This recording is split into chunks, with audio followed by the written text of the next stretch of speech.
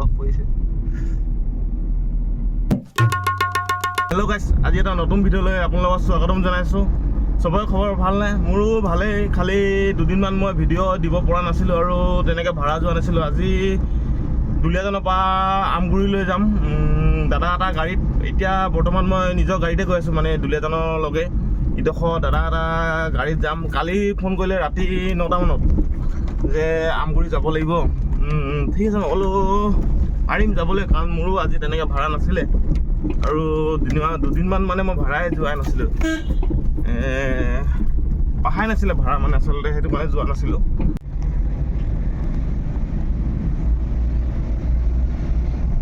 এতিয়া বাজিছে 5:20। মই আচলতে আপোনাৰ 4:30 উঠিলোঁ, মুখ হাত ধুলোঁ, গা ধুলোঁ, চাহ খালোঁ, তাৰপিছত ওলাই আহিছোঁতো, সেইটো কাৰণে অলপ দেৰি হ'ল। এইখিনি মণ্টিং বাগান বুলি কয়। আচলতে এইডোখৰ মণ্টিং নহয়, তেনেকৈ অলপ আগত মণ্টিং আছে। এইডোখৰ বকুলি চাৰিআলি বুলি কয়।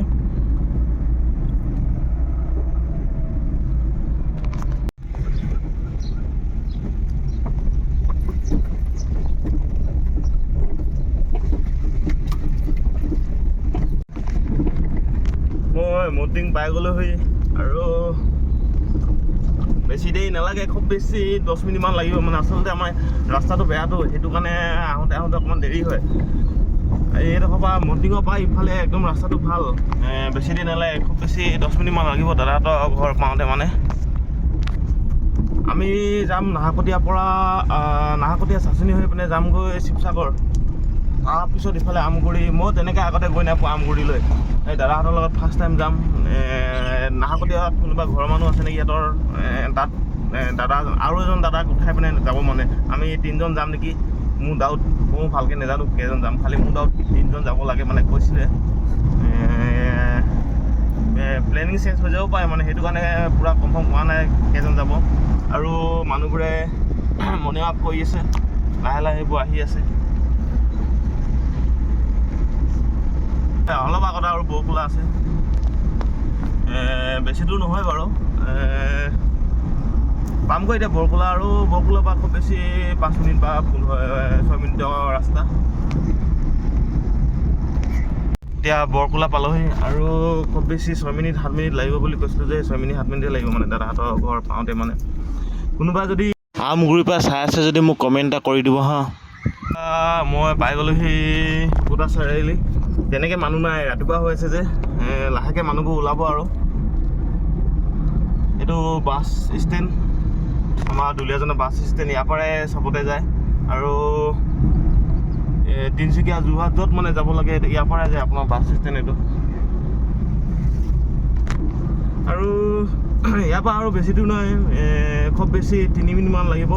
মোৰ ভিডিঅ' কোন জেগাৰ পৰা চাই আছে কমেণ্ট কৰি আপোনালোকে জনাবচোন। মানে মোৰো ভাল লাগিব যে মোৰ ভিডিঅ' ইমান দূৰৰ মানুহে চাই বুলি, মানে আপোনালোকে কমেণ্ট এটা কৰি জনাব। এইফালে পুৰণা বাছ ষ্টেণ্ড, এইফালে দুলীয়াজানৰ অইল মাৰ্কেট, ৰাতিপুৱা অইল মাৰ্কেট দুলীয়াজানৰ। এইফালে চাওক, গাড়ী চাড়ী নাই, চব্জি অনাই, চব্জি আনিছে, দোকানৰ বস্তু অনাই, দোকানৰ বস্তু আনিছে। লাহেকৈ এতিয়া দোকান খুলিবহে, 8টা মানত খোলে নেকি ৰাতিপুৱা।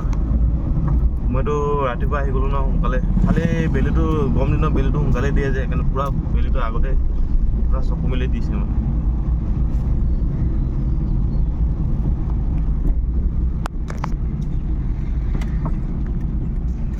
এইফালৰ পৰা এনেকৈ ঘূৰাই দিওঁ।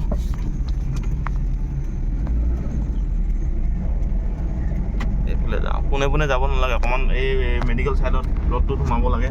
এইফালে এপেণ্ডিক্স কৰা মানুহবোৰ গৈ আছে। একেবাৰে খালী এতিয়া মানুহ তেনেকৈ নাই, এটা বা দুটা মানুহ আছে। আৰু অলপ দেৰি পিছত হ'লে পূৰা মানুহ ভিৰ, পূৰা গাড়ী অহা যোৱা পূৰা কৰিব। মই খালি এতিয়া তেনেকৈ মানুহ নাই, আৰু ৰাতিপুৱাই অহা হ'লতো, সেইটো কাৰণে। এতিয়া দাদাহঁতৰ ঘৰত পালোহি, আৰু মোৰ গাড়ীখন অকণমান ছাইড কৰি লওঁ, ছাইড কৰি পিনে ছাইডত থৈ লওঁ গাড়ীখন, তাৰপিছত সেই দাদাহঁতৰ গাড়ীখন আমি ওলাই যাম। আৰু এতিয়া গাড়ীখন ছাইড কৰি লওঁ, এইফালে থৈ দিওঁ। গাড়ীখন দাদাই উলিয়াই থৈছে। আজি ফাটিব খালি দেই, ৰ'দটো যিহে দিব মানে গম পাই গ'লোঁ। এই ৰাতিপুৱাতে 5:30 বাজিছেহে। 5:30 বজাৰ টাইমতে ইমান ৰ'দ দি দিছে, ক'ত হ'ব আৰু।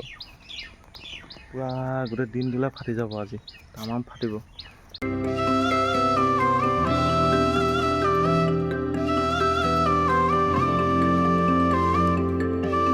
আমি এতিয়া ডিমৌ পালোহি। ৰাতিপুৱা একো খাই অহা নাই কাৰণে এতিয়া কিবা এটা খাই লওঁগৈ।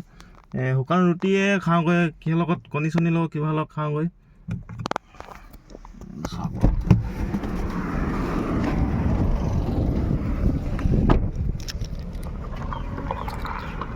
গাড়ীখন এতিয়া পাৰ্কিং কৰি থৈ দিলোঁ ডিমৌ। সেই আগত নমতা বিয়া ধাবাখন আছে, তাত নোসোমালোঁ আৰু।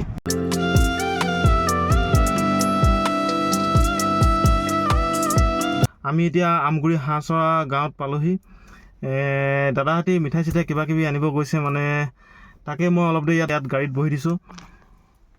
আৰু বেছি দূৰ যাব নালাগে, খুব বেছি 10 কিলোমিটাৰমান যালে দাদাহঁতৰ ঘৰ পামগৈ। এতিয়া মিঠাই লৈ দাদাহঁতি পালেহি। এতিয়া এই পিছফালে আহি আছে দাদা।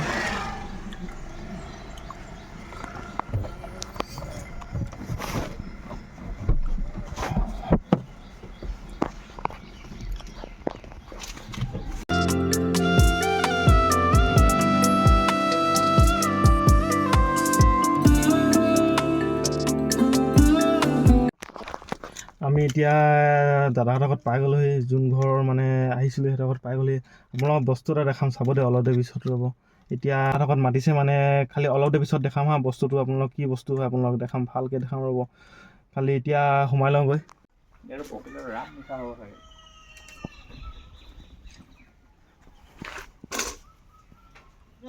আমি আমগুৰিত গৈ আমৰ তলত বহি আম খাই আছোঁ।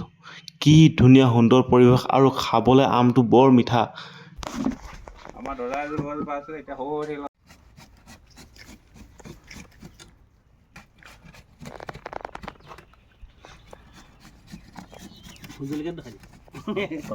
মাৰিব আছে অলপ পিছত গাইছ, আপোনালোকক দেখাম গৈছিলোঁ, চাই লওক কি হয়। চিনি পাইছেনে? গোটেই সাঁচি গছ। ইফালে চালোঁ সাঁচি গছ, ইফালে চালোঁ সাঁচি গছ। দাদাই কোৱা মতে গছকেইজোপা 5 বছৰমান হ'ল, আৰু 5 বছৰমান থ'লে বিকিব পৰা হ'বগৈ। মই আগতে ইমানকৈ সাঁচি গছ দেখা নাছিলোঁ তেনেকৈ। এবাৰ ফাৰ্ষ্ট টাইম ইমান দম সাঁচি গছ দেখিছোঁ। চাওক বাৰু কিমান সাঁচি গছ আছে, ঠিকনা নাই মানে আপোনাৰ। মাজত কলগছৰ পুলি আছে, তাৰ পিছফালেও পূৰা সাঁচি গছ আছে।